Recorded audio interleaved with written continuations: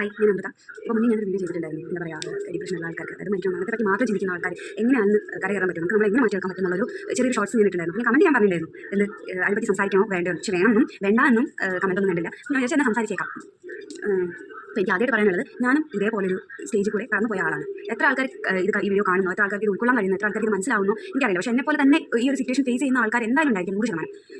ആദ്യം തന്നെ എനിക്ക് ഈ പ്രശ്നം തുടങ്ങുന്നത് കല്യാണത്തിന് മുമ്പേ ഭയങ്കര ആക്റ്റീവായിട്ടുള്ള ഒരാളായിരുന്നു. എല്ലാ പരിപാടിയിലും പങ്കെടുക്കുന്ന, എല്ലാ സോഷ്യൽ ആക്ടിവിറ്റീസിലും ഇടപെടുന്ന ഒരു സംഘടനയിലൊക്കെ പ്രവർത്തിക്കുന്ന ഒരു തരത്തിലുള്ള ആളായിരുന്നു.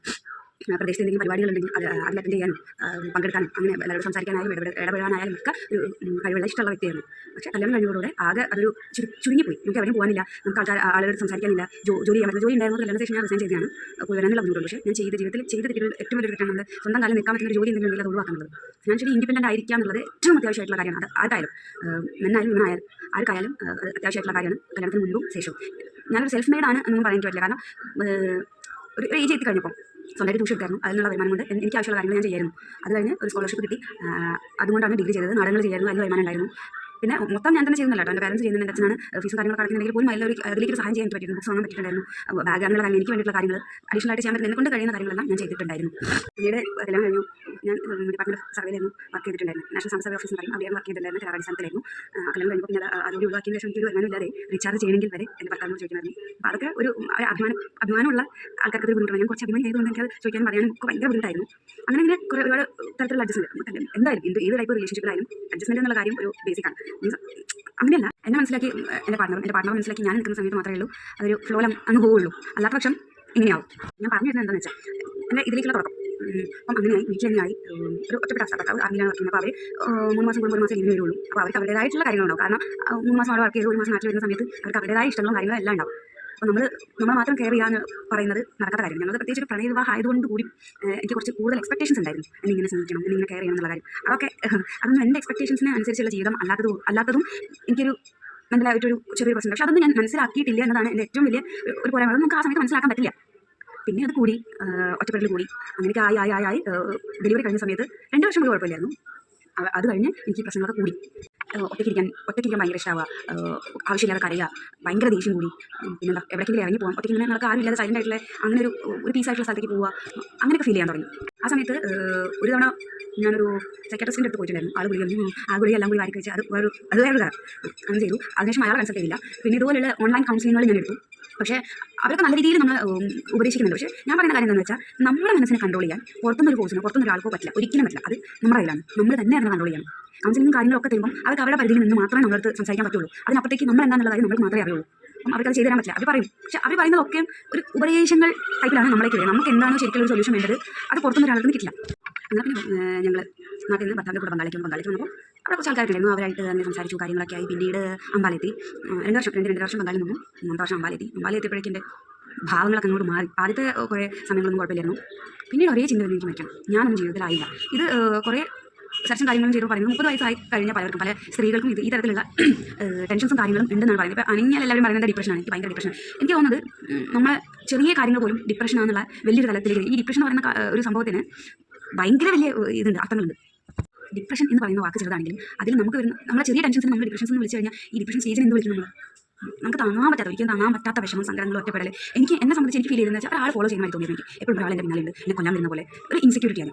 പിന്നെ പൊട്ടിക്കറിയാം ഭയങ്കര ഓക്കെ. ഇവിടെ ആരും ഉണ്ടാവില്ല, ഭർത്താവ് പോവും, മോൻ പോവും, പിന്നെ ഞാൻ തന്നെയാണ്. അപ്പോൾ തന്നെ ഇരുന്നിട്ട് ഞാൻ ഇങ്ങനെ പറയുന്നത് എനിക്ക് ജീവിതത്തിലൊന്നും ആവാൻ പറ്റില്ല, എനിക്ക് എൻ്റെ പേരൻസിന് എനിക്ക് മേലേക്ക് കെയർ ചെയ്യാൻ പറ്റില്ല, അങ്ങനെയുള്ള എന്തൊക്കെയോ വിഷമങ്ങൾ. ഒരു വിഷമം ആലോചിക്കുമ്പോൾ ജീവിതത്തിലെ മൊത്തം പ്രശ്നങ്ങൾ നമ്മുടെ തലയിലേക്ക് വരുന്ന പോലെ. അപ്പം ഞാൻ ഇന്ന് ഉറക്കെന്ന് പറഞ്ഞാൽ തൊണ്ട പൊട്ടുന്ന തരത്തിൽ കരയും. പിന്നെ ഈ ടെൻഡൻസിയാണ് വേണ്ട, ജീവിക്കേണ്ടാന്ന് തോന്നുന്ന സമയം. അപ്പോഴൊക്കെ ശരിക്കും നമ്മൾ എന്താ പറയുക, ഒറ്റപ്പെടൽ അങ്ങേയത്തെ എത്തുന്ന പറയില്ല. ചുറ്റും ആൾക്കാരൊക്കെ ഉണ്ട്, പക്ഷേ ഈ ആൾക്കാരെ കൂടെ നിൽക്കുമ്പോഴും നമ്മൾ ഭയങ്കരമായിട്ട് ഒറ്റപ്പെട്ട ഒരവസ്ഥ വരാം. ഇതിനെ ഞാനോ ഡിപ്രഷൻ വിളിക്കണമെന്ന് എനിക്കറിയില്ല. പക്ഷേ ഞാൻ പോയത് ഭയങ്കരമായിട്ട് ആർക്കും പറഞ്ഞാൽ മനസ്സിലാവില്ല. നമ്മൾ എത്ര ഒരാളെ പറഞ്ഞാൽ എങ്ങനെ മനസ്സിലാക്കും, അവർ ഫീൽ ചെയ്യാതെ, അവർ കടന്നു പോകാത്ത ഒരു സിറ്റുവേഷൻ നമുക്ക് വന്നിട്ട് നമ്മളത് പറഞ്ഞു കൊടുക്കുമ്പോൾ അവർക്ക് എത്രമാത്രം അത് അക്സെപ്റ്റ് ചെയ്യാൻ പറ്റുന്നുള്ളത് എനിക്കറിയാം. അങ്ങനെയുള്ള ടൈമിൽ ആത്മാർത്ഥമായിട്ട് നമ്മളെ കൂടെ നിൽക്കുന്ന വളരെ ചുരുക്കം പേര്, ഇത് നമ്മുടെ അച്ഛനാണ്, ഇത് നമ്മുടെ കൂടെ പറയും. അതിനപ്പുറത്തേക്ക് വേറെ ഒരു മനുഷ്യനും നമ്മളെ കൂടെ നിൽക്കില്ല. അവർക്ക് മനസ്സിലാവില്ല, അവർ പറഞ്ഞ കാര്യമില്ല, അവർക്ക് മനസ്സിലാവാതായിരിക്കും. ആ ഒരു സംഭവത്തിന് ശേഷം ഞാനിങ്ങനെ ഭയങ്കരമായിട്ട് വിഷമിച്ചിരിക്കുന്ന സമയത്താണ് എൻ്റെ 2ാമത്തെ ചേച്ചിനെ കോൾ ചെയ്തിട്ടുണ്ടായിരുന്നു. അപ്പോൾ അവരാണ് അമ്മേൻ്റെ അടുത്ത് പറഞ്ഞ് അങ്ങനെ വീട്ടിൽ നിന്നും എൻ്റെ സഹോദരങ്ങളുടെ അടുത്ത് എനിക്ക് ഭയങ്കര സപ്പോർട്ട് ഉണ്ടായിരുന്നു. പിന്നെ ഞാൻ ഇതിന് പോയ സമയത്ത് ഒരു സൈക്കാട്രിസ്റ്റിനെ കണ്ടു. അവിടുന്ന് ഞാൻ മെഡിസിൻ എടുത്തു, പിന്നെ കൗൺസിലിംഗ് ഉണ്ടായിരുന്നു. അപ്പോൾ എനിക്ക് പറയാനുള്ള ആദ്യത്തെ കാര്യം, നമ്മൾ ഇൻസെക്യൂർ ആണെന്ന് തോന്നിക്കഴിഞ്ഞാൽ ആദ്യത്തെ സ്റ്റെപ്പ് ആരും എടുക്കില്ല, നമ്മൾ തന്നെ എടുക്കണം. നമ്മൾ എടുക്കണം, നമ്മളൊരു സൈക്കാട്രിസ്റ്റിനെ പോയിട്ട് കാണണം, നമ്മൾ നമ്മുടെ പ്രശ്നങ്ങൾ പറയണം. അപ്പോൾ അവർ പറഞ്ഞില്ല, അവർ മനഃശാസ്ത്രജ്ഞന്മാർ ആണല്ലോ, അപ്പോൾ നമ്മുടെ പ്രശ്നം കേൾക്കുമ്പോൾ അവർക്ക് മനസ്സിലാവും എന്താണ് സംഭവം, എങ്ങനെയാണ് സംഭവം. ഇതൊരു ഫ്രണ്ടിനോടോ അല്ലെങ്കിൽ നമ്മുടെ പാർട്ട്ണറോടോ പറഞ്ഞിട്ട് കാര്യമില്ല, വേറെ ആരോട് പറഞ്ഞിട്ട് കാര്യമില്ല. അത് നമ്മൾ എന്താ പറയുക, സപ്പോർട്ട് ചെയ്യും, അങ്ങനെ ഇങ്ങനെ സമാധാനിപ്പിക്കും. പക്ഷേ ഒരു സൊല്യൂഷൻ നമുക്ക് ആവശ്യമാണെങ്കിൽ നമ്മൾ ആദ്യം എന്തായാലും ഒരു സൈക്കാട്രിസ്റ്റിൻ്റെ അടുത്ത് പോകുക, അവർ നമുക്ക് കാര്യങ്ങൾ പറഞ്ഞു തരും. അതിനനുസരിച്ച് ചെയ്താൽ മാത്രമേ നമുക്ക് ആദ്യത്തെ സ്റ്റെപ്പ് മുന്നോട്ടേക്ക് വെക്കാൻ പറ്റുള്ളൂ. പിന്നെ എനിക്ക് മനസ്സിലായിട്ടുള്ള കാര്യം, നമ്മൾ എന്ത് അവസ്ഥയിൽ കൂടി പോയാലും നമ്മുടെ കൂടെ ആരും ഉണ്ടാവില്ല. നമുക്ക് നമ്മൾ എന്നുള്ളത് മാത്രം നമ്മൾ അതിൽ കാണാൻ പറ്റുള്ളൂ, ആരും നമ്മുടെ കൂടെ ഉണ്ടാവില്ല. അതുകൊണ്ട് നമ്മളെ സന്തോഷിപ്പിക്കുക, ആരെന്ത് പറഞ്ഞോട്ടെ അതിന് മൈൻഡ് ചെയ്യണ്ട. സങ്കടങ്ങളൊന്നും ഒരിക്കലും ഉള്ളിൽ ഇരുത്താൻ പാടില്ല. സങ്കടങ്ങൾ ഉണ്ടാവണമെങ്കിൽ ആ സങ്കടം അവിടെ അവസാനിപ്പിക്കുക. ഒന്ന് കണ്ടിട്ട് തീർക്കുന്ന സംഭവമാണെങ്കിൽ അത് കണ്ടിട്ട് തീർക്കുക. പിന്നെ അപ്പോൾ അറിയാതെ മനസ്സിൽ വെച്ച് കഴിഞ്ഞാൽ പിന്നെ അത് കൂടുതലുള്ളൂ, കുറയില്ല. നമ്മൾ എപ്പോഴും നമ്മളൊരാൾക്ക് ഫേവറേറ്റ് ആവാൻ വേണ്ടി ശ്രമിക്കുന്ന കാര്യങ്ങൾ നിർത്തുക. വേണ്ട, നമ്മൾ ആർക്കും ഫേവറേറ്റ് ആവണ്ട, നമുക്ക് നമ്മളെ മാത്രം സന്തോഷിപ്പിച്ചാൽ മതി. നമ്മൾ ഇഷ്ടപ്പെടുന്നവർ നമ്മളെ കണ്ടിട്ട് നമ്മൾ ഇഷ്ടപ്പെട്ടാൽ മതി. പോരെ, എന്തിനും നമ്മൾ മാനിപ്പുലേറ്റ് ചെയ്തിട്ട് വേറെ ഒരാളെ ഇഷ്ടപ്പെട്ടിരിക്കുന്നു, അതിൻ്റെ ആവശ്യമില്ല. ഞാൻ മനസ്സിലാക്കിയ കാര്യമാണ്. കാരണം ഒരാളെ നമ്മൾ എത്രത്തോളം സന്തോഷിപ്പിക്കുന്നു, അല്ലെങ്കിൽ അവർക്ക് വേണ്ട കാര്യങ്ങൾ, മറ്റുള്ളവർക്ക് ആഗ്രഹിക്കുന്ന കാര്യങ്ങൾ നമ്മൾ ചെയ്തുകൊണ്ടിരിക്കുക, മറ്റുള്ളവർക്ക് ഇഷ്ടമുള്ള രീതിയിൽ നമ്മൾ പെരുമാറുന്നത് വരെ മാത്രമേ അവർ നമ്മളെ നല്ലതെന്ന് പറയുള്ളൂ. എപ്പോൾ തൊട്ട് നമ്മളെ ഇഷ്ടങ്ങൾ പറഞ്ഞു തുടങ്ങിയോ, നമ്മളായോ, നമുക്ക് വേണ്ടാത്ത കാര്യങ്ങൾ വേണ്ടാന്ന് പറഞ്ഞു തുടങ്ങിയോ, അപ്പോൾ തൊട്ട് നമ്മൾ അഹങ്കാരിയാവും. മനസ്സിലായോ? അതുകൊണ്ട് മാക്സിമം നമ്മളായിട്ടിരിക്കുക. അത്യാവശ്യമുള്ള കാര്യങ്ങൾ സംസാരിക്കുക, വേണ്ടാത്ത കാര്യങ്ങൾ സംസാരിക്കാതിരിക്കുക. ആവശ്യമില്ലാതെ എന്താ പറയുക, ആവശ്യമില്ലാതെ ഓരോ കാര്യത്തിലുള്ള ടെൻഷൻസ് ഒഴിവാക്കുക. നമുക്ക് ആവശ്യമുള്ള കാര്യങ്ങൾ മാത്രം മനസ്സിലേക്ക് എടുക്കുക. എന്നാൽ മാത്രമേ നമുക്ക് മുന്നോട്ടേക്ക് ഇറങ്ങി വരാനും നമുക്ക് വേണ്ട കാര്യങ്ങൾ ചെയ്യാൻ പറ്റുള്ളൂ. പിന്നെ ഒരു പ്രധാനപ്പെട്ട കാര്യം എന്താണെന്ന് വെച്ചാൽ, നെഗറ്റീവ്സിനെ പൂർണ്ണമായിട്ടും ലൈഫിൽ നിന്ന് ഒഴിവാക്കുക. നമ്മൾ മനസ്സിൽ ചിന്തിച്ച് കൂട്ടില്ല, നമുക്കൊന്നും ആവാൻ പറ്റില്ല, എന്തുകൊണ്ടൊന്നും ആവാൻ പറ്റാതെ നമ്മൾ ശ്രമിക്കാറുണ്ടല്ലേ. പക്ഷേ ആ സമയത്ത് ഞാൻ പറഞ്ഞല്ലോ, ഒരു സൈക്കാട്രിസ്റ്റിൻ്റെ സഹായം ഉള്ളതുകൊണ്ടാണ് ആ ഒന്നാമത്തെ സ്റ്റേജ് തരണം ചെയ്തിട്ട് രണ്ടാമത്തെ സ്റ്റേജിലേക്ക് എനിക്ക് കയറി വരാൻ പറ്റിയത്.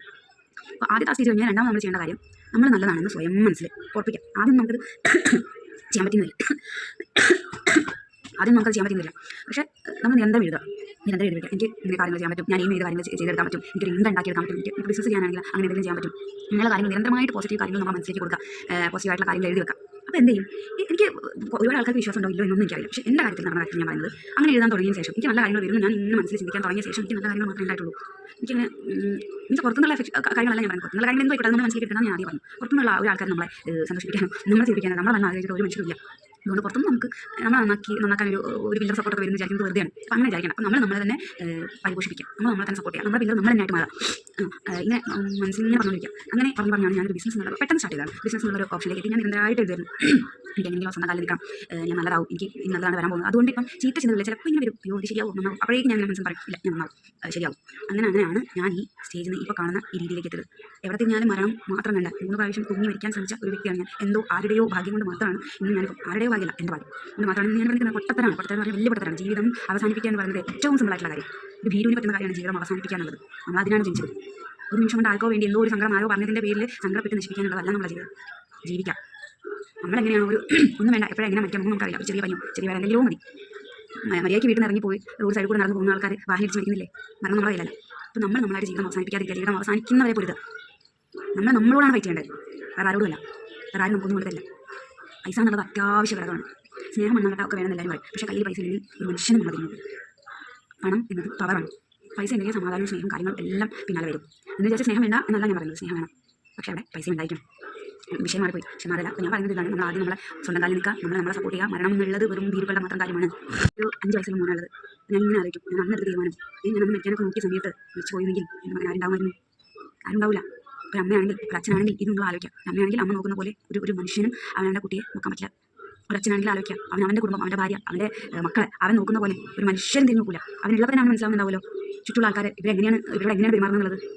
മനസ്സിലാക്കി ഇവർ മെസ്സേജ് കഴിഞ്ഞാൽ പിന്നെ നമുക്കുള്ളത് ആരും നോക്കിക്കൊള്ളുന്ന നിർബന്ധമില്ല, അത് നോക്കണമെന്നില്ല. അതല്ല ഞാൻ പറഞ്ഞു വരുന്നത്, ആരും ഉണ്ടാവില്ല എന്നുള്ളതാണ് സത്യം. നമുക്ക് പകരം നമ്മൾ മാത്രമേ ഉള്ളൂ ലോകത്ത്, നമുക്ക് പകരം വേറെ ആരാവില്ല. നമ്മളെ സ്നേഹിക്കുന്ന എത്രയോ മനുഷ്യരുണ്ട്, നമ്മളറിയാതെ നമ്മൾ സ്നേഹിക്കുന്ന എത്രയോ മനുഷ്യരുണ്ട്. അത് നമ്മൾ കാണാം. നമ്മളെ വെറുക്കുന്നവരെ നമ്മൾ ഒഴിവാക്കുക, നമ്മളെ വെറുക്കുന്നവരെ നമുക്ക് വേണ്ട. എന്ത് പറഞ്ഞോട്ടെ നമ്മൾ എത്ര ഇനി നല്ല കാര്യങ്ങൾ എന്തൊക്കെ നല്ല കാര്യങ്ങൾ ചെയ്താലും അവർ നമ്മളിൽ എന്താ കുറ്റമുള്ളതെന്ന് മാത്രമേ തരൂ. അങ്ങനെയുള്ള ആൾക്കാർക്ക് അങ്ങനെ തരാൻ പറ്റൂ. പോസിറ്റീവ് കാണൂല, പോസിറ്റീവ് അവർ പറയൂല, നമ്മളെ സപ്പോർട്ട് ചെയ്യൂല. അപ്പോൾ പിന്നെ നമ്മൾ എന്ത് ചെയ്യണം? നമ്മൾ ഒരിക്കലും വേണ്ടത് ഒരിക്കലും ചെയ്യണം. അബദ്ധം എന്ന് പറഞ്ഞാൽ ജീവിതത്തിൽ ഏറ്റവും വലിയ അബദ്ധം. അതിൻ്റെ ജീവിതത്തിൽ മരിച്ചു കഴിഞ്ഞാൽ എന്ത് ജീവിതത്തിൽ അബദ്ധം പറഞ്ഞ കാര്യമുണ്ടോ? ഇല്ല. അപ്പം ഈ ഹേറ്റേഴ്സിനെ വിട്ടേക്കാം. ഹേറ്റേഴ്സ് എന്ത് പറഞ്ഞോട്ടെ, അവർക്ക് വേണ്ട കാര്യം മാത്രമേ പറയുള്ളൂ, നമ്മൾ കാര്യങ്ങൾ പറയില്ലേ. അപ്പോൾ പിന്നെ അവരെ ഒഴിവാക്കാം. നമുക്ക് നമ്മളെ സ്നേഹിക്കണം. നമുക്ക് എന്തെങ്കിലും വിഷമം വരുമ്പോൾ നമ്മൾ നോക്കാം, നമ്മൾ സങ്കടപ്പെട്ട് ഇവരെങ്ങനെ, അല്ലെങ്കിൽ നമ്മളില്ലാതെ കഴിഞ്ഞാൽ ഇവർക്ക് വിഷമം വരും. അങ്ങനെയുള്ള ആൾക്കാരെ നമ്മൾ ആലോചിക്കും. അച്ഛൻ്റെ മുഖാലിക്കാം, അമ്മയുടെ മുഖാലിക്കാം, നമ്മുടെ കുട്ടീനെ മുഖാലിക്കാം. നമുക്ക് ഇഷ്ടപ്പെട്ടവരെ, നമുക്ക് വേണ്ടപ്പെട്ടവരെ നമ്മൾ ആ സമയത്ത് ആലോചിക്കാം. ഇവർക്ക് മുഖം നോക്കാം. ഇവർക്ക് ഇത്രയും പേര് നമ്മൾ സ്നേഹിക്കുന്നില്ലേ, പിന്നെ നമ്മൾ സ്നേഹിക്കാത്ത ആൾക്കാരെ മുഖം തേടി പോകുന്നത് അങ്ങനെ ചെയ്തത്. നമ്മൾ പൊന്നു പറഞ്ഞല്ലോ, പോസിറ്റീവ് സൈഡിൽ ആലോചിക്കാം. പോസിറ്റീവ് തിങ്സ് അട്രാക്ട് പോസിറ്റീവ് എന്നല്ലേ, അങ്ങനെയാണ് സത്യം. എൻ്റെ ജീവിതമാണ് അതിന് ഉദാഹരണം. ഞാൻ പറഞ്ഞാൽ അത്രയും പേഴ്സായി ഒരാളും സഹായിക്കാൻ ഒരാളോട് പറഞ്ഞ് എങ്ങനെയാ കുറച്ച് ഇമോഷണൽ ആവുന്നത് ക്ഷമിക്കണം. ഇവിടെ ഇങ്ങനെ പുറത്തേക്ക് നമ്മൾ ക്വാർട്ടേഴ്സിലല്ല, ഔട്ട് ലിവിംഗ് ആണ്. അപ്പോൾ ഇവിടെ ചുറ്റും ഹിന്ദിക്കാരാണ്. അപ്പോൾ നമുക്ക് ഹിന്ദി അറിയാം, ഞാൻ അത്യാവശ്യം ഹാൻഡിൽ ചെയ്യും. എന്നാൽ പോലും നട്ട് സംസാരിക്കാൻ പറയുന്ന ആളല്ല. അപ്പം ഇവിടെ നിന്ന് എല്ലാവരും പോയി കഴിഞ്ഞാൽ തന്നെ ഇരിക്കുകയാണ്. നമ്മൾ ഈ വിഷയങ്ങളും കൂടി തലയിലുള്ള സമയത്ത് എങ്ങനെയായിരിക്കും എന്തായിരിക്കും നിങ്ങൾക്ക് കുറിക്കാതെ അതിനൊക്കെ കൈകറി വന്നതാണ്. ഒരുപാട് ഫിനാൻഷ്യൽ ഇഷ്യൂസ് ഉണ്ടായിരുന്നു, ഒരുപാട് എന്ന് പറഞ്ഞാൽ ഒരുപാട്. അതൊന്നൊക്കെ ഇപ്പോഴും കയറിയിട്ടില്ല. ഗാംബ്ലിംഗ് ഗെയിമിൽ പെട്ടുപോയതാണ്. അപ്പം അതിൽ ഞങ്ങളും കൂടെ ഇരകളായിപ്പോയി. ഫിനാൻഷ്യൽ ഇഷ്യൂസ് ഉണ്ടായിരുന്നു, അതിപ്പോഴും ശരിയായില്ല. അതിന് കയറാനുള്ള ശ്രമത്തിലാണ്. അവിടെ നിന്ന് ഞങ്ങൾ കടന്നു പോയില്ല. 19 ലക്ഷത്തിന് പുറത്ത് ഞങ്ങൾക്ക് പ്രശ്നം വന്നിട്ടുണ്ടായിരുന്നു. മാക്സിമം അഡ്ജസ്റ്റ് ചെയ്യാൻ പറ്റുന്നില്ല. അങ്ങേ തലത്തിൽ അഡ്ജസ്റ്റ് ചെയ്ത് ജയിച്ച ആളാണ് ഞാൻ.